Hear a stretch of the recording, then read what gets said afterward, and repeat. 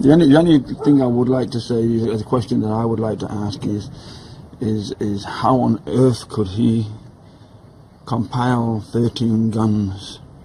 How can that happen? You know, they talk about gun laws, they talk about gun control.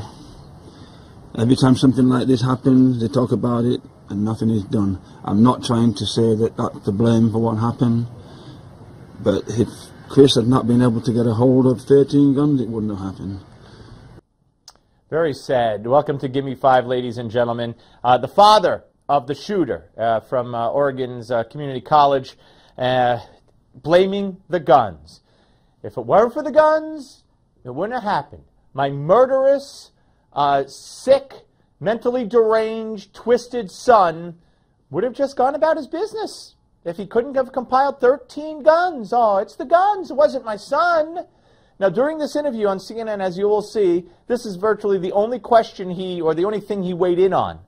Everything else he said, oh, well, the police are investigating. Oh, I don't want to go. The police are investigating. Oh, the police are investigating. But he knew the guns were the evil thing here, not his son.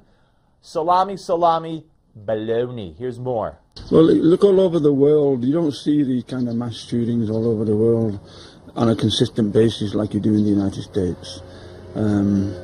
So somebody has to ask the question, how is it so easy to get all these guns? How is it so easy? 13 guns. I've never held a gun in my life, and I never want to, but I know there are people that do.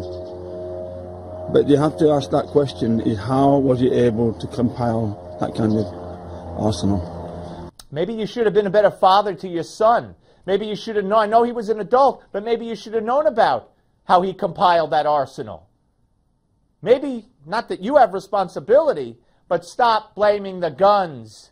Look around. Look at his mental health. Look at his upbringing. Look at him as a person. Look at someone who idolized other mass shooters.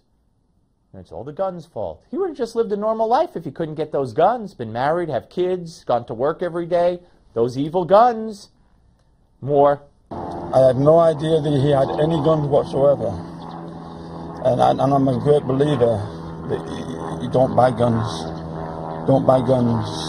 You don't buy guns. Oh, is that what he believes? You don't buy guns. You don't buy guns. You don't buy guns. You know why we need guns, sir? With all due respect, to protect us from people like your son. That's why we need guns. And if only the people who had guns and had to leave them in the parking lot at that university had them, your son would have been shot a lot sooner and unable to do what he did. But it's because of people like your son that we need to buy guns and protect ourselves, because your son was a murderous maniac. Next. It has to change. How can it not? Even people that believe in the right to bear arms. You know, what right do you have to take people's lives? That's what guns are, the killers. That's simple as that. It's as simple as that. It's black and white. What do you want a gun for? No, sir. It's as simple as your son was a murderer, a deranged, sick, psychopathic murderer. That's what's simple as black and white. Not that guns are evil. Your son was evil.